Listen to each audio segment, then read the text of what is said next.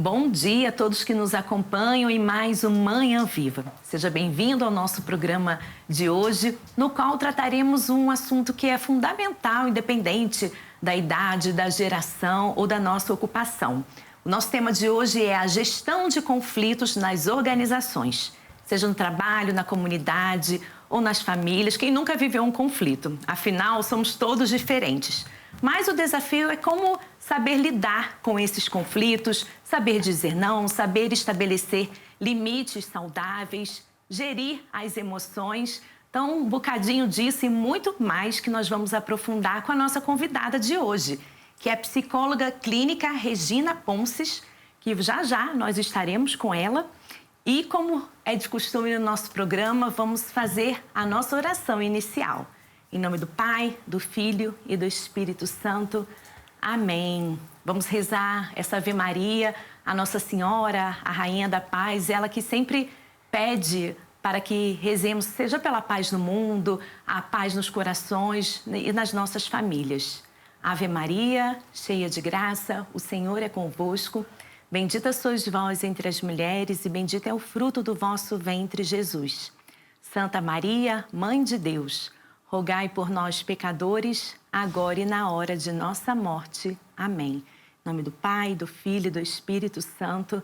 Amém. A nossa convidada ainda vai nos esperar um bocadinho, porque hoje tem rubrica no Manhã Vivo. O que será que temos hoje? Vamos lá.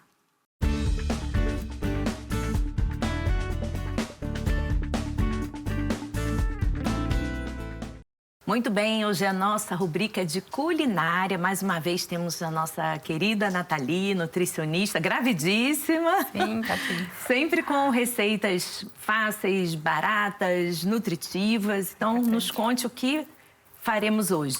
Sim, bom dia. E hoje vai ser, então, uma pasta de pepino refrescante com iogurte.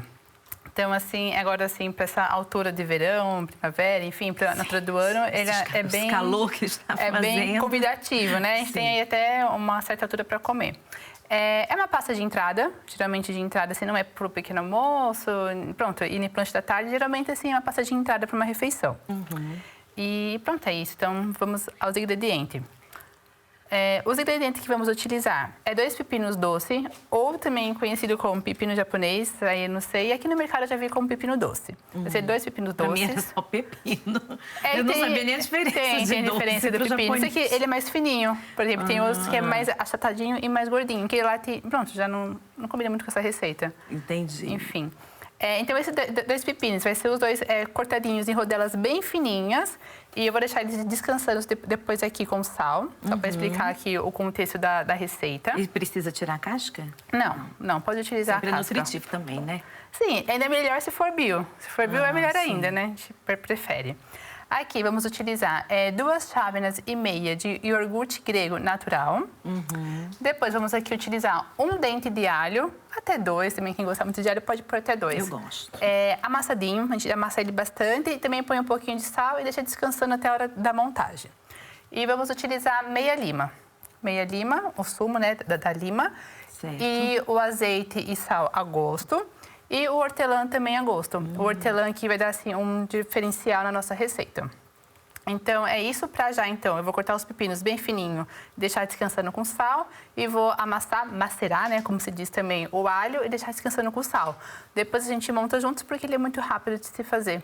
E a gente quer informação nutricional também para incentivar as pessoas a consumir o pepino, o hortelã. Então... Sim, aqui vamos focar tanto no pepino como no hortelã, que é o foco dessa receita. Pepino, falando dele nutricionalmente falando, temos água.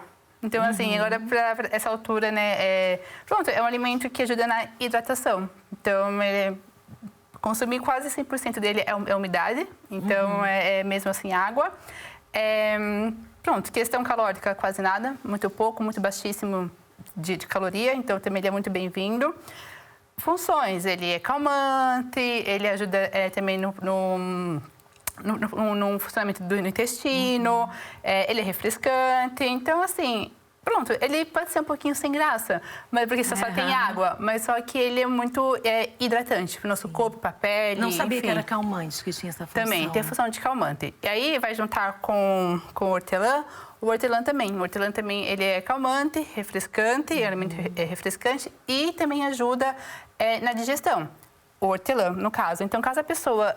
Tem muita gente que fala assim, o pepino ele é indigesto. Tem gente que às vezes comenta isso, não como à noite porque é indigesto. O hortelã, ele ajuda na digestão do pepino. Então, também é que eles estão se casando para ser quem às vezes corre mal com o pepino, o hortelã vai ajudar na digestão. E os dois são refrescantes e calmantes e pode ajudar na qualidade do sono também, isso é importante. Então, são dois alimentos que estão a se juntar para ter uma biodisponibilidade melhor para o nosso corpo. É uma entrada simples, mas que serve assim para toda a gente? Ou eu preciso fazer algum reajuste se a pessoa tiver, não sei, hipertensão, quiser perder peso? Sim, ele a princípio é um alimento geral, assim, não tem muita restrição, salvo se alguém tiver alguma intolerância à lactose, como a gente usa o iogurte grego, né? Então aí pronto, tem que pôr um iogurte à base de bebida vegetal ou então um iogurte que é sem a lactose, né? Um iogurte grego. Mas fora isso, se não tem contraindicação, é só o hortelã em grande quantidade. A gente vai pôr aqui uma pontinha, mas em grande quantidade, vale a pena falar que não é recomendado para crianças menores de 5 anos e nem grávidas, porque, pronto, tem mentol e, enfim, não é tão recomendável.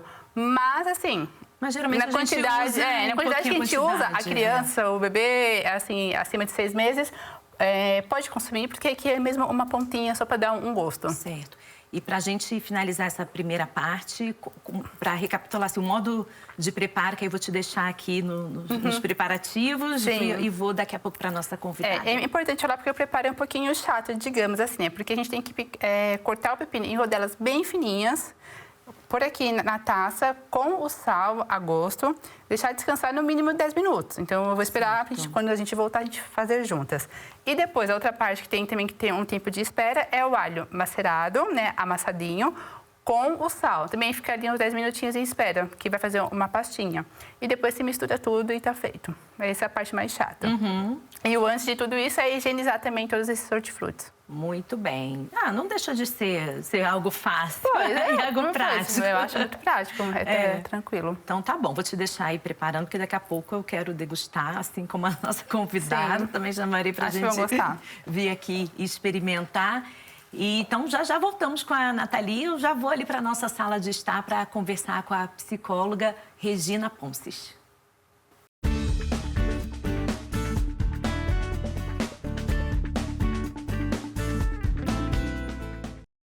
Agora sim, na nossa sala de estar, para falarmos sobre os conflitos que enfrentamos no dia a dia, essencialmente no trabalho, nessa primeira parte do programa. Eles podem também representar oportunidades de crescimento, se bem geridas, se bem dialogadas, digamos assim. Mas há conflitos, por exemplo, o assédio, que muitas vezes é oculto pelo medo, é algo que muitas vezes se percebe nas organizações, mas quem vai abordar, vai falar, explicar e nos ajudar muito melhor do que eu é a Regina Ponces, psicóloga clínica. Seja muito bem-vinda. Obrigada, Obrigada por aceitar também o nosso convite. Então, para a gente começar assim, a elucidar, o que seria esse conflito saudável, o que seria um conflito saudável, diferentemente daquele que começa a ser prejudicial? Eu costumo dizer que os conflitos são todos bons, não é? Os conflitos são bons quando são saudáveis. Exatamente porque nos obrigam a crescer, obrigam-nos a colocar no lugar do outro, a ver perspectivas diferentes. Sem isso também não há crescimento, não é? O conflito que não é saudável e que normalmente é daquele que a maior parte das pessoas tem receio, e às vezes o conflito ou o confronto também, não é? Às vezes ele é todo colocado no mesmo saco, não é? E as pessoas evitam qualquer tipo de confronto, mesmo até aquele que poderia ser saudável. E efetivamente ele deixa de ser saudável, principalmente quando há diferenças percepcionadas de poder, com a humilhação de uma das partes, com a falta de respeito, com a tentativa, às vezes que nós dizemos, não é, de que o outro veja a minha parte como a verdadeira, não é? Tipo, não há mais nenhuma. Isso acaba por não haver depois discussão saudável, não é? E esse é aquele que normalmente traz mais problemas nas organizações, não é? É este que, na verdade, é mais desrespeitoso, é mais abusador, não é? No sentido que ultrapassa os limites, que também já falou, os limites do outro, e as pessoas acabam por ter receio e eles acabam todos por ser metidos no mesmo saco, e as pessoas têm medo generalizado do confronto, de uma forma geral, não é? E também não sei se acabam as pessoas falando do assédio, por exemplo. As pessoas associam mais a assédio a nível físico, sexual, do que aquele moral. Isso também é bastante comum. Então, você também poderia dizer sobre ele, como se caracteriza, se há outros tipos também? Efetivamente, até em termos estatísticos, porque há estudos feitos no nosso país sobre o assédio, não há estudos muito recentes, os que há têm já algum tempo, mas efetivamente nós temos mais assédio moral nas nossas organizações do que propriamente sexual. Existem dos dois, infelizmente, não é? Não devia haver nenhum, mas em termos estatísticos existe mais o assédio moral. E mesmo quando nós estamos nas empresas e vamos dar formação sobre o assunto, é claramente o que as pessoas identificam logo como sendo mais frequente, não é? E é mais frequente porque muito dele, e isso constata-se na prática, muito dele até vem de formas de trabalhar antigas, vamos assim dizer, não é? Em que se falava mal para as pessoas, em que se gritava, em que se chamava nomes e burros e tudo, não é? E continua-se como se sempre foi assim e pronto, e está tudo bem, não é? Como se fosse natural. Como se fosse natural humilhar o outro, como se fosse natural eu ter que rebaixar o outro para me salientar a mim, por exemplo, não é? Então, o moral, não é, que se reveste aqui de muitos contornos, ele pode ter a ver com isolamento social, muitas vezes até feito mais a partir de chefias, isolarem determinados trabalhadores dos outros, mas pode ter a ver com humilhação também das pessoas, não é? Então, e às vezes é um bocadinho mais subtil, porque às vezes até é confundido com o tipo tem mau feitio. Não é? Então tem mau feitio, humilha os outros todos e quase que não se encara aquilo como uma forma de assédio, não é? O sexual, efetivamente, é mais ouvido, não é? Se calhar é mais falado nas televisões, é mais conhecido, mas eu penso que nas organizações não é, de facto, o que acontece mais, e estatisticamente também é isso que a estatística nos diz. Mas também, lá está, tem muitos contornos, não é? Desde o pequeno olhar, aquelas piadolas sem graça, não é? Mas que as pessoas teimam em usar. Aí, por exemplo, a piada tanto pode cair aqui na questão mais moral, se eu usar a piada com questões religiosas da pessoa, da origem, da nacionalidade e por aí fora, elas vão cair aqui mais na piada, no assédio moral, mas se eu usar a piadola mais com contornos sexuais, ele já cai aqui no assédio sexual, não é? Portanto, há aqui alguns contornos, não é? Sim. Não, justamente sobre essa sutilidade que eu estava aqui a pensar, porque às vezes pode ser interpretado como a Regina falou, é um mau feitio. Mas eu penso assim, eu tenho que também ser respeitado o jeito que eu falo. Ou também ou então coloca a responsabilidade na outra pessoa que não aguenta uma piada, uma brincadeira sem graça. Então, é muito sutil perceber e como se identifica que há ali situações de assédio moral. Ele é muito subtil, é um facto, não é? E muitas vezes há essas não sei como chamar, mas onde fica escondido aqui o assédio nessas coisas, não é? Não se pode dizer uma graça, não se pode dizer uma graça, fica logo ofendido, não é? O humor é uma destas estratégias que às vezes encobre aqui um bocadinho a questão do assédio. Mas, de facto, para haver assédio, tal como até está definido na nossa lei, para haver assédio, por um lado, ele tem que ser uma situação repetida, não é? Depois tem que ser uma situação indesejada. A pessoa que é alvo do assédio, ela não quer aquele tipo de situação. E ele tem que ser intencional, de certa forma. Eu pretendo qualquer coisa com esta minha atitude, não é? Seja rebaixar o outro, como dissemos há pouco, humilhar, envergonhar, ou mostrar que tenho mais poder que a outra pessoa. Então também há aqui uma questão que é muito... É até difícil, às vezes, porque as pessoas, quando nós começamos a falar nisto na formação, as pessoas ficam logo, mas agora é tudo assédio, mas já não pode dizer nada. Porque há aqui uma coisa no assédio que tem a ver com a intenção, a intencionalidade da ação. Não é? E a constância? A constância também, mas a intencionalidade é mais difícil de aferir, a não ser que eu pergunte. Não é?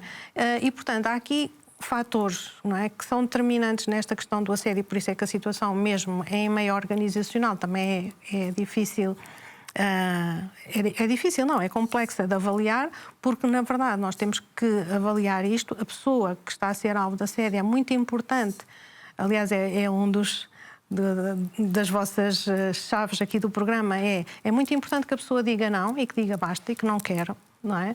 Porque senão a outra pessoa que está a fazer assédio, que pode inclusivamente não ser intencional, não é? Ser só... Eu agora vou usar aqui uma expressão que não sei se posso usar na televisão, mas eu às vezes digo, há pessoas que são só parvas. E têm não têm humor, só brincam com coisas imbecis, não é? E no fundo às vezes não há uma intenção, aquela intenção que está subjacente à questão do assédio. Então eu só posso avaliar isto se eu perguntar à pessoa. Não é? Olha, eu não gosto dessa tua atitude. Qual é que é o teu objetivo quando falas assim para mim? O que é que tu pretendes com isso? Não é? Porque se eu não fizer isto, eu não sei qual é a intenção da pessoa. E a pessoa pode-me responder qualquer coisa do género, a minha intenção não era magoar-te ou chatear-te e tal. Olha, mas chateias, porque eu não gosto que fales assim comigo. A partir daí, a partir desse momento, eu aí já tenho uma bitola, não é? Que é, se a pessoa continuar, ela já sabe que eu não gosto, ela já, não é? Eu já lhe disse que a minha intenção não era magoá-la nem ofendê-la, então a partir daí é o quê? É assédio. Sim, mas até chegar esse momento de verbalizar também é difícil. E às vezes nunca chega a acontecer. Porque há um medo, há de repente ali, será que é coisa da minha cabeça? Também acontece isso. Sim. Aliás, não haveria assédio sem medo. Não é? Muitas vezes grande parte dos nossos temas, não é? Não é por eu ser psicóloga e este ser o meu meio de trabalho, mas grande parte dos temas tem a ver com as emoções, não é? E no assédio não haveria assédio se na base não tivesse um medo, muitas vezes um medo generalizado, não é? Porque o ser humano nós enquanto humanos somos seres de amor. Nós queremos ser amados, nós queremos ser incluídos, nós queremos pertencer. É mesmo importante para a nossa sanidade, não é? E para o nosso bem-estar que nós tenhamos essa sensação de pertença. E muitas vezes as pessoas vão cedendo, não é? Para pertencer. E cedem desta forma, calando, não se impondo, não dizendo que não gostam disto ou que não gostam daquilo ou que não gostam de ser tratados assim, exatamente por medo da consequência, não é? Às vezes eu digo, a pessoa não tem medo propriamente do confronto nem do conflito. As pessoas têm medo da consequência que esse conflito ou esse confronto vai ter na relação. Sim. Portanto, o medo é um medo social, é um medo de perda de contacto, não é? E se ele depois fica chateado comigo? E se eu lhe vou dizer isso, ele depois fica magoado. Mas essa pessoa já me está a magoar, não é? Certo. Mas parece que o que vem logo ao de cima é este medo da consequência, lá está, do meu dizer não, do meu dizer basta, não é? Portanto, não haveria assédio se não houvesse este medo. E uma dúvida, é caracterizado como assédio se é de chefia para colaboradores ou também entre pares? Também há entre pares, não é? Nós achamos sempre que tem que haver aqui, eu há bocado disse, não é? Que há sempre aqui uma questão de poder. Simplesmente o poder pode ser apenas um poder percepcionado, não é? Às vezes entre colegas pode acontecer coisas tão engraçadas como isto, que é a pessoa trabalha lá, há uma pessoa que na empresa trabalha lá há 20 anos e chega uma pessoa de novo que trabalha lá há 5. E muitas vezes esta que chega depois sente a outra como tendo mais poder. E não tem. Uma ameaça. Na verdade, tem a mesma função, fazem as mesmas coisas, mas há um exercício de um poder que é percepcionado. Não que um seja chefe do outro, mas eu sinto que aquela pessoa tem mais poder. Ou que tem uma relação mais próxima, por exemplo, é muito comum nas nossas empresas, muitas delas cresceram de meios familiares, eram empresas familiares que depois foram crescendo e há pessoas mais antigas que conhecem ou têm uma relação mais próxima, por exemplo, com os patrões, e essas são percepcionadas como tendo mais poder que os outros que entram. Então, na verdade, o assédio tanto se pode dar entre colegas, sem nenhuma diferença de poder, vamos assim dizer, como entre chefias, não é? E os seus subordinados, e inclusivamente com pessoas externas à empresa, como seja clientes, como seja fornecedores, que também pode existir assédio, não é? E continua a ser assédio no local de trabalho, porque ele é exercido e ele acaba por acontecer por causa de partilharem o local de trabalho, não é? E também nas estatísticas, há questões de gênero, há números que comprovam se é mais a mulher ou o homem que sofre de assédio? Eu aí tenho uma posição que é... Nós temos dados muito antigos. Os últimos estudos que foram feitos pela CID, que é a nossa Comissão para a Igualdade no Trabalho e no Emprego, são de 2015. E eu não sei se os estudos fossem feitos agora, que provavelmente irão fazer alguns estudos em breve, se os números não seriam diferentes. Por um lado, neste momento, se nós pegarmos nas estatísticas, as estatísticas apontam para um maior número de assédio, sendo as mulheres vítimas, seja o assédio moral, seja o assédio sexual. Contudo, nós também sabemos que culturalmente é muito mais difícil para o homem fazer queixa. É muito mais difícil para o homem, por exemplo, ir a uma esquadra da polícia fazer queixa de um assédio sexual, não é? E, portanto, estes números podem estar aqui, por um lado, mascarados, porque culturalmente não é tão fácil para o homem fazer essa denúncia, e, por outro lado, cada vez mais também vai havendo mais pessoas a denunciar. Então, também é natural que os próximos números dos próximos estudos tragam um maior número a vir ao de cima, não é? Porque as pessoas também estão mais conscientes e, portanto, denunciam mais. Mas, atualmente, os números apontam ainda para um maior número de assédio nas mulheres. Mas há determinadas situações, por exemplo, porque depois o assédio moral e o sexual se compõem em vários fatores e, curiosamente, de facto, há uns como as piadas de caráter sexual, são mais piadas, na verdade, sobre a vida íntima sexual, é mais comum nos homens. Ou seja, os homens são mais vítimas desse tipo de assédio por parte de pares do que as mulheres. Portanto, há depois algumas nuances, não é? Essas nuances. E quando nem se menciona o assunto numa organização, às vezes acontecem situações, mas as pessoas não têm noção que ali não percebe, não se fala. Como chegar até as organizações para se tratar do tema? Bom, pouco a pouco as organizações vão ter que começar a preocupar com o tema, até porque as organizações elas têm que regularmente fazer a avaliação de riscos de saúde, não é? Na empresa, de saúde no trabalho, e um dos fatores que as empresas devem avaliar, pelo menos faz parte da lei, é os fatores dos riscos psicossociais, onde encaixa aqui onde aparecem as questões do assédio. Portanto, deviam, na verdade, quando surgem as leis, as empresas sabiam que tinham que implementar aqui uma série de regras e de regulamentos por causa da higiene e segurança no trabalho e, portanto, houve toda essa preocupação e têm que cumprir, se não têm multas, não é? Mas lá, na mesma lei, está incluído os riscos psicossociais. E isso foi deixado para segundo plano, até mesmo pelas entidades que fiscalizam. Ou seja, primeiro deu-se prioridade às outras questões, mas agora também já começa a haver algumas fiscalizações, onde a ACT, que é a organização que tem que fazer esta fiscalização, também já vai começando a pedir às empresas onde é que está a avaliação dos riscos psicossociais. E é aqui que entra o assédio, não é? Ou seja, mesmo que as pessoas... E já a coisa vai-se falando, não é? A coisa vai-se falando porque os temas, felizmente, também são mais discutidos. Assim como o bullying nas escolas, também já havia bullying quando eu andava na escola há muitos anos, não é? Sim, e agora fala-se do bullying de uma forma diferente. E para mim, bullying e o assédio é a mesma coisa, só que é em patamares da vida diferentes, não é? E também há estudos que apontam exatamente que pessoas que faziam bullying na escola vão fazer assédio para o trabalho. E pessoas miúdos que eram vítimas de assédio, de bullying na escola, vão ser vítimas no trabalho, porque a atitude vai lá estar. A atitude também de calar, de não se defender e de se encolher, vamos assim dizer, perante a questão de abuso. Portanto, as coisas também se vão falando mais, porque elas também, muitas delas sempre estiveram presentes, não é?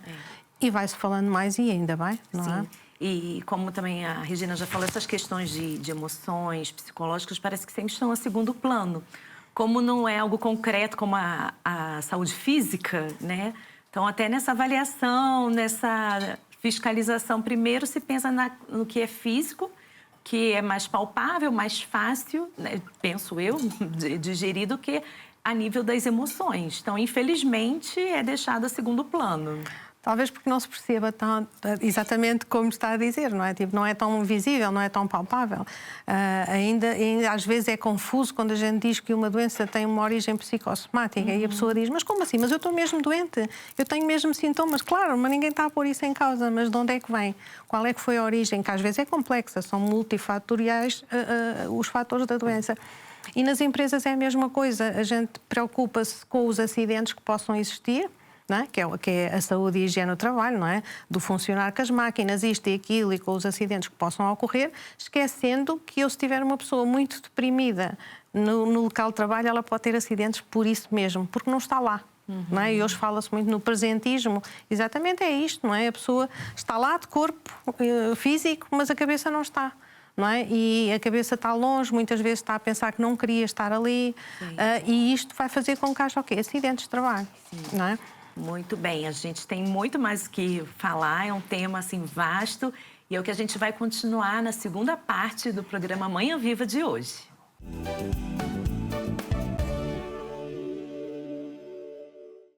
Voltamos à segunda parte do Manhã Viva de hoje, em que estamos a falar sobre a gestão de conflitos nas organizações. A nossa convidada de hoje é a psicóloga Regina Ponces, que está a nos ajudar a classificar, identificar quando é uma situação de conflito, de assédio nas nossas organizações.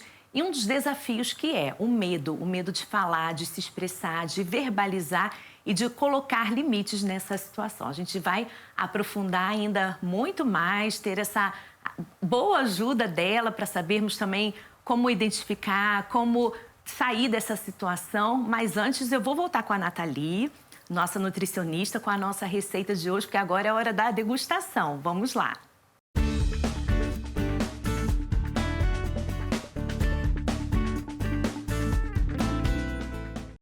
Voltamos aqui com a Nathalie. Enquanto estávamos ali na nossa conversa, ela estava nos preparativos para agora degustarmos. Mas antes, o que falta fazer? Ainda falta só finalizar, é só para misturar mesmo. Então, aqui na taça, já coloquei cerca de 6 folhas de hortelã bem picadinhas. Então, tá aqui... Um cheirinho bom de hortelã aqui. Exatamente. Então, tem aqui 6 folhas de hortelã bem picadinha. O que nós vamos fazer agora? Vamos colocar o pepino. O pepino, então, ele ficou aqui misturado com sal. Entretanto, seria interessante também em casa, tal, deixar ele descansar, em vez de deixar na taça, deixar numa peneira, porque aí a água vai escorrer e não vai ficar com muito excesso de água nessa receita. Então, aqui eu vou tirar bem sutilmente por cima, para não trazer água, a gente não quer muito, mas é interessante deixar ele descansar na peneira. Porque naturalmente já sai bastante água do aí ele vai ficar pepino. ali a pingar e mas a água a gente não quer muito aqui. Então, vamos pôr pra cá, pepino. E vai colocar agora o pepino todo cortado. Isso, os 2 pepinos. Aqui nós estamos imaginando uma entrada para umas 10 pessoas, assim, mais ou menos, né? Mas pronto. Eu prefiro sempre fazer assim para sobrar, depois a gente consegue comer ainda do que faltar, né? Então, tá vendo aqui que ainda tem água? Sim, bastante água. Então, aqui com uma água.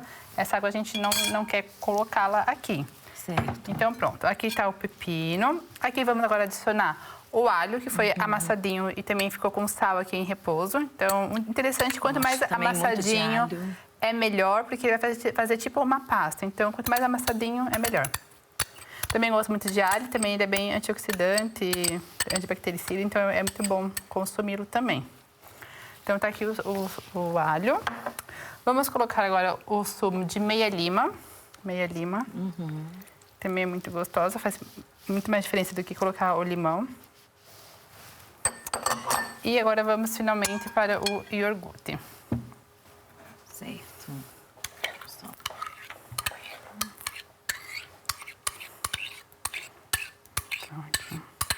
Iogurte sem açúcar. Sem açúcar, é o natural, é o iogurte grego, o natural sem açúcar. Uma chávena e meia. Aqui uma. É também, assim, uma receita diferente. É uma coisa assim, né? Pronto, para você experimentar algo diferente, sair sempre da mesma. Eu gosto muito, assim, dessas coisas diferentes, enfim, de arriscar mesmo. Então, aqui, vamos agora mexer. Antes de mexer, eu vou colocar aqui uma colher de azeite. Também pode ser a gosto. Tem gente que gosta mais ou menos, tá? Mas eu vou colocar também não aqui... exagerar. Não é exagerar. Vou colocar uma colher de sopa, que acredito que para esse prato também chega. E eu, particularmente, é um gosto particular meu. Acho que o pepino com azeite não combina muito. É mesmo? Eu acho que não... Me lembra um gosto de ovo cru, não sei. Então, assim, não vai... Então, eu gosto, assim, quando vai o pepino... A grávida não pode enjoar. Pois.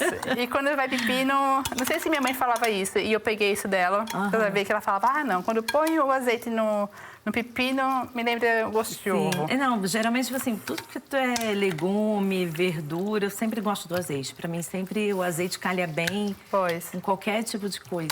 Também gosto, mas é só assim, que negócio ficou na memória, tá vendo? E aí, às vezes, pronto, quando eu coloco o azeite... Eu coloco, na verdade, o azeite no pepino, porque em casa todo mundo gosta. Mas me vem aquela lembrança.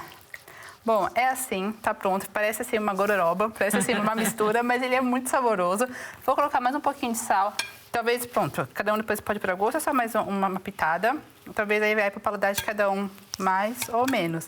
Mas como que ele ficou ali a repousar com sal, já tem aqui um bocado de sal. É isso, não sei se querem mostrar, se para qual câmera. E sim, enquanto você mostra, os nossos operadores pegam aí as imagens de como ficou. Vou chamar a Regina, a nossa convidada de hoje, para não degustar sozinha, né? A gente tem que receber bem os nossos convidados, acolher. Bom dia. Olá, bom dia. Então, e também, assim, como a gente está a falar sobre gestão de conflitos, eu fiquei pensando, nossa, tem o calmante aí do hortelã. Pronto, do hortelã e do próprio pepino. Então, é bom, então, para falar do assunto, para quem vive uma situação de conflito, tomar para uma situação de conflito, um chazinho. Um chazinho, né? Um chazinho de hortelã. É muito bom. Ou uma água aromatizada com hortelã e pepino. Sim. Olha, eu vou por assim, aí eu não sei se vocês vão gostar. Depois, se gostarem, olha, tem mais. Não sei se eu sei. Só quero ter cuidado para não deixar cair. Para não deixar cair. Não, vocês cortam aí. Tá bom, tá bom. Tá bem? Não, sim. É uma coisa diferente, né? O iogurte misturado. E é uma receita grega, então, pronto, é uma coisa diferente. Fica muito bom, sim. Às vezes o aspecto não fica tão convidativo, mas quando a gente experimenta, a gente sente aquele gosto bom e pronto, tem vontade de querer mais. E também que é interessante falar, é bom mantê-lo na geladeira, assim, no frigorífico, né? Uma coisa assim mais fresquinha, então ele com uma temperatura mais fresca, manter no frigorífico fica mais gostoso e só tira mesmo na hora de servir. Precisa de um guardanapo. E também caso a pessoa, obviamente como aqui tem muito, né, e a pessoa não vai consumir tudo, pode também manter no frigorífico por cerca de até um dia, até 24 horas, manter no frigorífico, tampadinho, né, colocar o plástico filme, manter tampadinho e pode deixar lá por 24 horas. Vou comer o restante depois, porque o batom, não sei nem se ficou sujo. Ficou pra Nathalie me ajudar, precisa limpar tá mais, então tá bom. Então, para depois, vamos assim, né? Como é de pra gente acaba o programa, vem todo mundo experimentar a receita. A gente vai, então, continuar ali na nossa sala de estar para continuar a falarmos sobre o tema de hoje, a gestão de conflito nas organizações.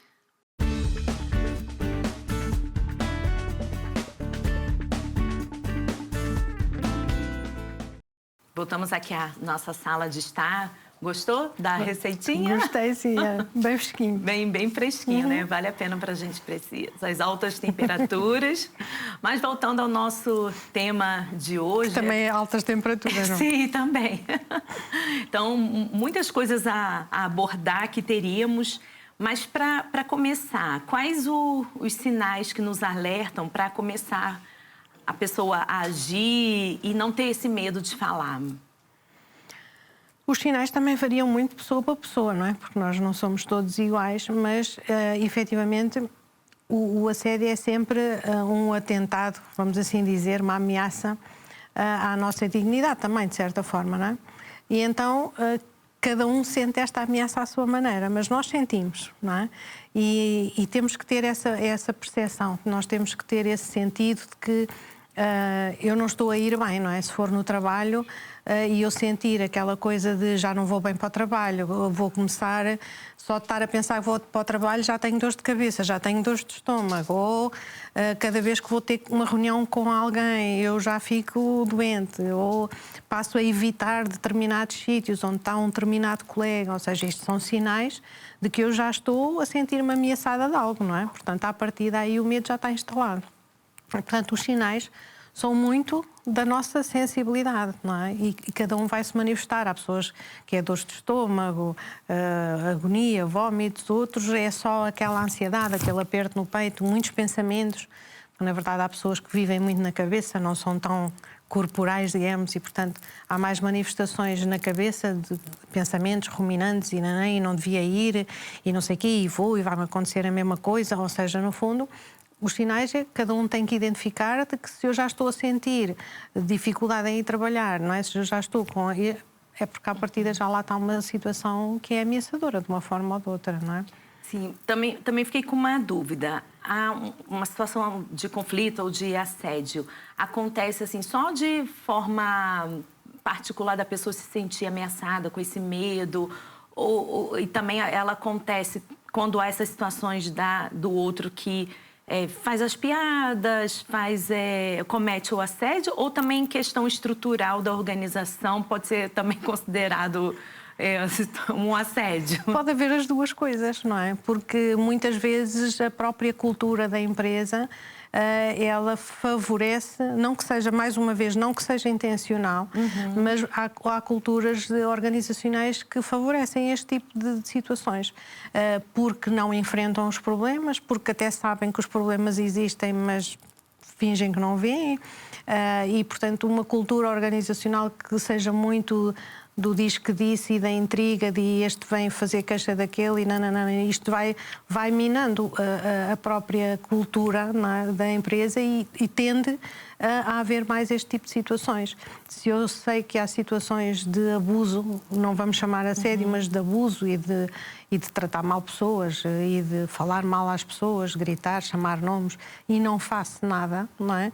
Portanto, também pode haver essa situação que é organizacional e existe assédio mais moral, lá está, que é muito mais visto nas organizações, que é aquelas questões que falámos logo no início, que tem a ver com o isolamento, na verdade, quando às vezes quer que a pessoa se despeça e, portanto, vai-se fazer ali uma série, arruma-se a pessoa para um canto a fazer uma função isolada dos colegas todos. Isto é um assédio moral. E que vem da estrutura, não é? Vem normalmente da cúpula, não é? Portanto, no fundo, existe de ambos os lados, não é? E o que as organizações podem fazer para minorar esse tipo de situação? Já têm que encarar a situação como uma situação que pode existir na empresa deles, não é? Estamos a falar aqui na parte da gestão e da administração, é pensar que estes problemas existem, estes problemas não são inventados. E existem na maior parte das organizações, não é? Portanto, mesmo até em organizações pequenas. É isso que eu ia perguntar, desde menor até maior porte. Sim, porque na verdade basta haver pessoas. Não é? Basta haver pessoas que já há situações de conflito, situações tensas e depois as pessoas, cada uma com a sua personalidade, não é? Porque muitas das coisas, às vezes, do assédio são muito disfarçadas da personalidade, a pessoa é assim, eu falava há pouco do mau feitio, ou seja, no fundo estas coisas existem, seja uma organização grande ou uma organização pequena, então a primeira coisa que a empresa tem que fazer é ter essa consciência de que isso pode existir dentro da casa, não é? É como outras questões, não é? Primeiro a gente tem que, em vez de falar da vida dos outros, é a gente pensar, e se isto também acontece na minha casa, não é? E, portanto, é importante as organizações fazerem essa avaliação dos tais riscos psicossociais, fazerem uma avaliação regular dos riscos de haver, e isso pode ser feito com questionários anónimos dos colaboradores, pode ser feito através da formação, que é de facto a área onde nós temos até mais experiência e que, no fundo, é um ponto de partida, que é todas as pessoas na organização. Nós costumamos dizer, quando toda a gente faz esta formação sobre o que é assédio e o que não é, porque eu acho que é mesmo muito importante também dizer o que é que não é, passa a haver uma linguagem comum e uma consciência comum. Então já toda a gente fica a saber o que é, o que não é, o que fazer, em que situação e, portanto, diminui aqui um bocadinho os riscos. Não é? Se eu começar a ter uma atitude para com um colega que eu acho que me está a assediar e eu vou, porque aprendi na formação como é que devo fazer, o colega vai logo perceber o que é que está a acontecer, não é? Porque também teve na mesma formação. Ela está aqui a tentar, não é, arranjar aqui provas do meu assédio. Portanto, no fundo, para as empresas é, antes de mais, ganhar consciência desses problemas, não é? E depois que adquire essa consciência, de forma prática, implementar essas formações, sim, avaliações. Ouvir os trabalhadores, não é? Porque há várias formas de os ouvir, não é? Os próprios gabinetes de recursos humanos, quando existe, também há empresas que não os têm, mas haver um canal em que as pessoas possam fazer as denúncias, possam fazer as queixas, não é? Que como a gente pode ir se queixar, não é, de um atendimento, há organismos que nós podemos ir ao livro de reclamações, não é? Portanto, as empresas também podem ter canais que têm que ser seguros, acima de tudo, não é? Se houver um assédio numa família, porque há, e a gente sabe que há, infelizmente, abuso, a criança tem que sentir que a família é um lugar tranquilo e seguro para ela se queixar, que alguém a vai acudir. A empresa é a mesma coisa, não é? Tem que criar um canal seguro em que as pessoas possam denunciar as situações, não é? Mas que é seguro e que é acolhido e que o seu problema vai ser ouvido e não vai ser espalhado aos 7 ventos ou não vai ser esquecido, não é? E, portanto, há muita coisa que as empresas podem fazer, porque eu acho que quando se consegue agir rápido e se consegue ser... o rápido, eu acho que é a forma mais justa, é ser rápida a agir e tomar medidas, não é? Porque as empresas têm o Código do Trabalho onde está tudo previsto e uma série de consequências que os atos podem ter. E se isto acontecer, a pessoa vai se sentir segura, não é? E, portanto, depois é o exemplo, não é? Nós educamos os nossos filhos por exemplo e aqui é igual, não é? Se a empresa começar a dar o exemplo de que não quer que isto aconteça na sua organização, as pessoas vão perceber, sim, que a coisa é sério, não é? Sim. Se não houver este exemplo, se não houver esta mensagem, a coisa também cai ali um bocadinho em saco roto, como costumamos dizer, não é? Agora, pegando o gancho que a Regina falou há pouco, se caracteriza o que é o assédio, mas também o que não é. Então, o que não é o assédio? O que não é? Isso é uma necessidade muito grande que a gente tem nas formações, porque a dada altura as pessoas ficam um bocadinho assustadas, não é? Então, mas a gente agora já não pode dizer nada, já não pode brincar. Imagina, nós temos empresas onde as pessoas trabalham juntas há 20 anos, 30 anos, 40 anos. A confiança é muito grande, já não é como se fossem família. E, portanto, a gente começar aqui a achar que é tudo assédio, não é? Tipo, um elogio a um colega de forma, não é, simpática, sincera, franca, não é um assédio. Eu dar uma ordem a um colega, mesmo que seja sob pressão, não é? Porque às vezes há funções com muita pressão, com prazos para cumprir e por aí fora, mas eu pressionar de acordo com aquilo que é o trabalho e aquilo que tem que se atingir também não é assédio. A própria aproximação romântica entre colegas de trabalho, porque há muitas pessoas que casam no trabalho, a gente passa mais tempo no trabalho às vezes que fora dele, e portanto a aproximação romântica e que é consensual e que as pessoas, não é? Também não é assédio. Acima de tudo é engraçado nós vermos na prática é o elogio, não é? E que as pessoas começam a dizer, eu agora já não posso chegar de manhã e elogiar uma colega porque está... Não, é assim, no fundo isso, se for tranquilo para a pessoa que recebe o elogio, se aquilo não é uma coisa que está sempre a acontecer e é acompanhada ali de uns olhares menos agradáveis, ou se a pessoa, ela própria, não se sente confortável, ela tem que dizer... Há bocado a gente começámos a falar e depois acho que não se concluiu, que tem a ver exatamente com as emoções são minhas, as emoções não são dos outros. E pode haver pessoas que ficam... Não pode haver, é que há pessoas que ficam muito desconfortáveis com o elogio. Isto tem a ver com questões psicológicas, não é? Mas eu posso até achar que estou a fazer aquele elogio e é tranquilo, e há pessoas que ficam mesmo muito desconfortáveis. E nós temos que respeitar. Mas sim, a pessoa que fica desconfortável também tem que dizer. Tem que dizer. Não é? Mas aí, quando é um elogio sincero, sem essa má intenção, é um assédio?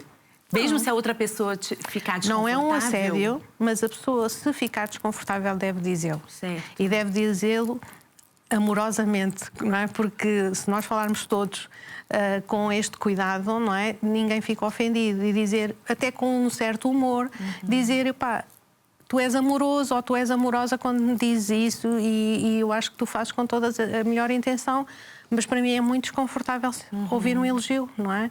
E aí a pessoa tem que tratar de outra forma. Tem que se tratar, sim, de outra forma, porque é muito bom receber elogios.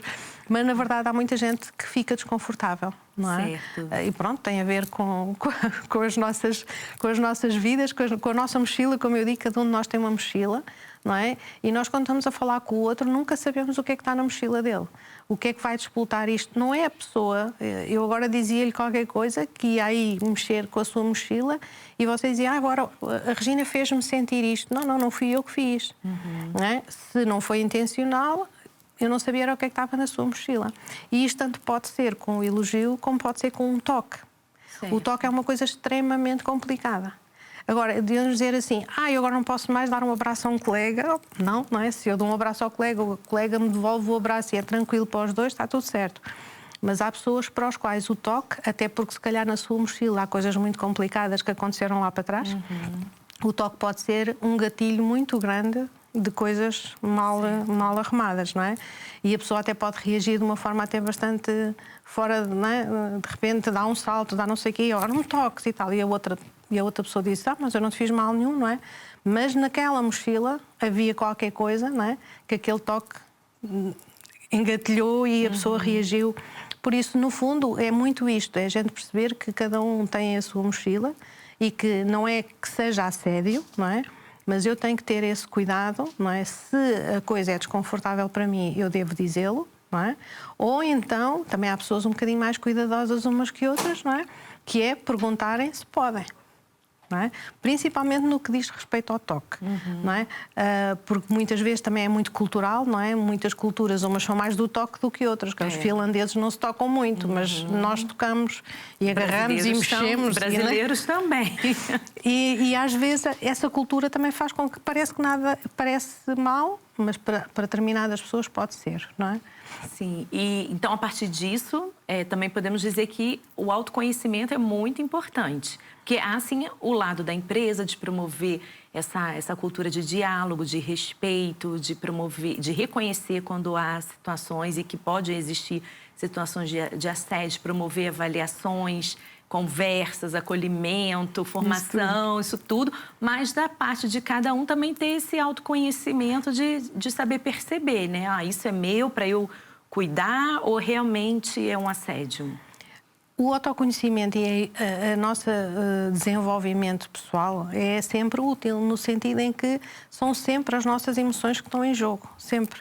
Não é? E, portanto, é sempre uma forma, até posso dizer que, se calhar, grande parte das pessoas que recorrem à terapia, até podem vir por várias situações, é muito frequente, só não vou dizer estatística porque não a tenho feita, não é? Mas é muito frequente esta incapacidade de dizer que não. E esta incapacidade de dizer basta. Não acontece só no trabalho. Justamente. As pessoas que normalmente ficam no papel da vítima, não é? Seja no trabalho, seja ficam noutras situações. Então, no fundo, esta coisa de ser difícil dizer que não, ser difícil dizer basta, é uma coisa que é o próprio que tem que desenvolver. E isso também depois surge muito nas empresas, que é as pessoas ficarem no fim da formação e virem falar connosco, não é? Porque percebem que é uma coisa delas. E é capaz de haver uma colega ao lado e diz, mas tu fazes e diz e acontece, chega lá, se fosse eu já tinha lá e dizer e não sei o quê. Pois, mas essa pessoa que diz isso normalmente não fica no papel da vítima. Ou seja, há características, não é, que fazem com que características e lá está a história da pessoa também, não é? Que faz com que a pessoa mais facilmente fique naquele papel da vítima. Então esse é um trabalho que tem que ser pessoal. A pessoa identificar espera aí, isto, até porque há pessoas que referem muitas vezes mudam de emprego, não é? A pessoa está mal, sofre assédio e não sei o quê, a situação, vou-me embora, vou-me despedir e não sei o quê, e vai para outra empresa, acontece-lhe a mesma coisa e depois as pessoas dizem, mas eu atraio. Não é eu que atraio, não é? Sou eu que facilmente, sem querer e quase sem perceber, eu coloco-me neste lugar de vítima, porque efetivamente não consigo estabelecer os meus limites, não é? Então o problema vai comigo, não é? E também é importante, colegas que percebem que uma pessoa está sofrendo assédio, né, que é aquele que comete o assédio, está com essa má intenção, numa constância. É importante também os colegas falarem, ajudarem de alguma forma. Eu até diria que, mais que importante, é fundamental, não é? E isso é exatamente também o que acontece na escola com o bullying, não é? A vítima, por norma, é vítima porque se sente sozinha e sente que não tem apoio, senão não era vítima, não é? E o assediador ou a assediadora, não é? O que exerce esse abuso, sente normalmente que tem um poder, tem assim uma espécie de palco, não é? E que é impune, ninguém lhe faz nada. Então isto, claramente, há sempre uma balança desequilibrada aqui ao nível do poder, seja um poder real, seja um poder percepcionado pelas pessoas. Então, normalmente, aquilo que vai fazer a diferença neste cenário é quem está à volta. É os espectadores, é as testemunhas, é as pessoas que estão à volta e que habitualmente não fazem nada. Aliás, nós temos assim um ditado, que é um ditado que não ajuda muito, aqui um ditado em Portugal, que é entre marido e mulher não se mete a colher, não é? E a gente hoje já sabe, não é? Mete. Lá no Brasil também se diz isso e também já falamos, dependendo da situação, tem que meter mesmo. E neste caso, às vezes até é mais fácil, porque eu posso ter, por exemplo, um chefe, não é? Numa determinada departamento em que eu vejo sempre a tratar mal um colega meu, mas ele não é meu chefe, é chefe do outro, mas não é meu.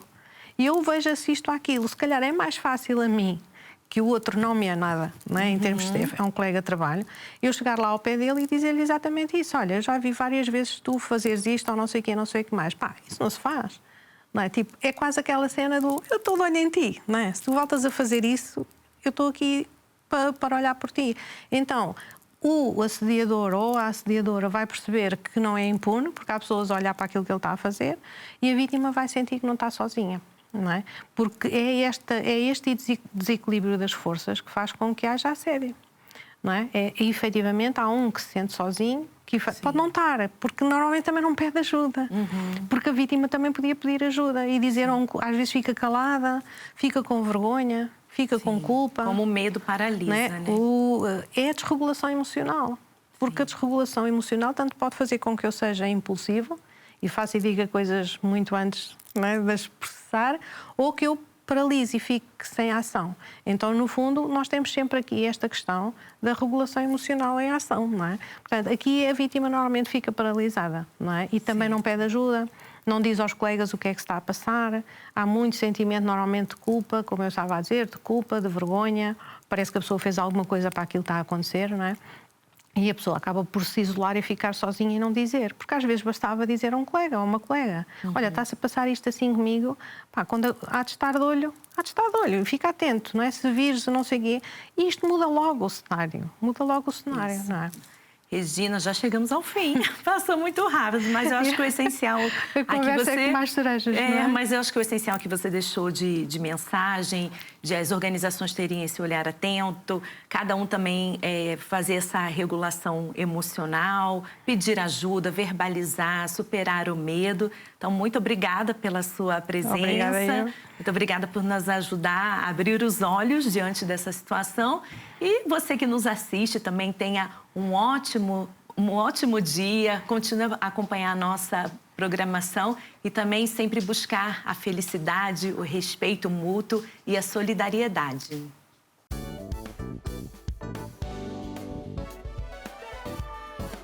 Se gostou deste programa, clique aqui na nossa playlist aqui em baixo para ver outros episódios. Se ainda não subscreveu o nosso canal do YouTube, faça-o já clicando neste botão aqui do lado e será logo o primeiro a saber todas as novidades.